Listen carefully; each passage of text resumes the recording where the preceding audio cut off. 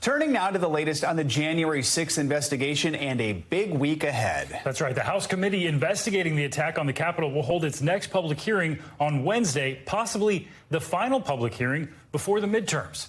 NBC News reporter Julie Tsirkin joins us now with more on this. Julie, good morning to you. First, if you could walk us through what we should expect to hear from the committee on Wednesday.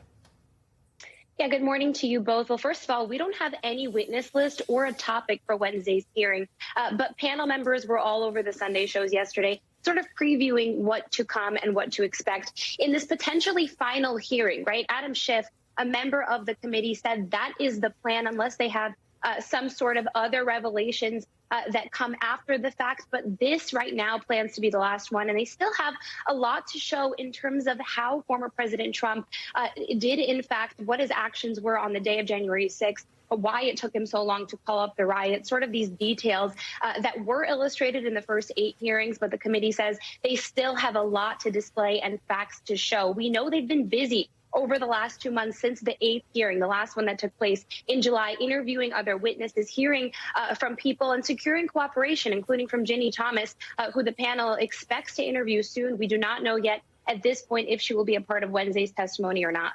Julie, we also heard some new claims about what was allegedly happening at the White House on the day of the attack. Let's take a listen to what former GOP congressman, former committee staffer Denver Ringelman told 60 Minutes last night. Do you get a real aha moment when you see that the White House switchboard had connected to a rioter's phone while it's happening? That's a pretty big aha moment. You get an aha. Wait a minute. Someone in the White House was calling one of the rioters while the riot was going on? On January 6th, absolutely. So it's important to note that it's not clear who placed the call or whether they were even in a position of authority. But, Julie, how does this account by Ringelman fit into the evidence that the committee has already laid out? And bottom line, how significant is it if it's true?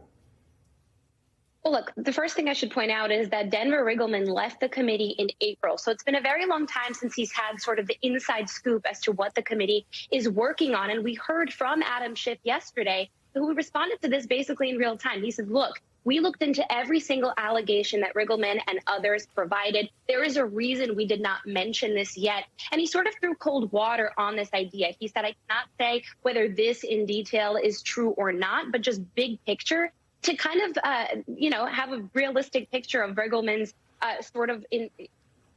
idea of the committee. He hasn't been with them for some time. He has a book coming out tomorrow. We know the committee isn't super thrilled about that. So we don't know exactly whether Ringelman's claim holds any water, but Schiff certainly threw cold water on it yesterday.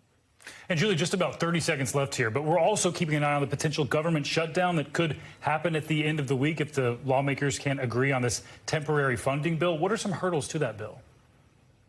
Look, the big picture is there's no alarm bells ringing now. There's no one concerned, Republican or Democrat, that the government actually will shut down simply because we are weeks away from the midterm election. And in this current economy, there is no appetite for something like that to happen. But there are some real hurdles. We know, first of all, $12 billion in Ukraine aid is set to be a part of this, including disaster aid. We just heard from sources this morning, Fort Jackson, Mississippi, the water crisis, and things of that nature in the U.S. One big hangup right now is over permitting reform. Senator Manchin's proposal that Democrats like Bernie Sanders says goes against what climate groups want. It speeds up the permit approval process for drilling for oil, including the Mountain Valley Pipeline in West Virginia.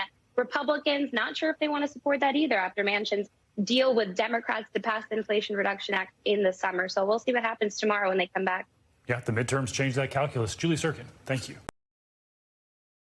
Thanks for watching our YouTube channel. Follow today's top stories and breaking news by downloading the NBC News app.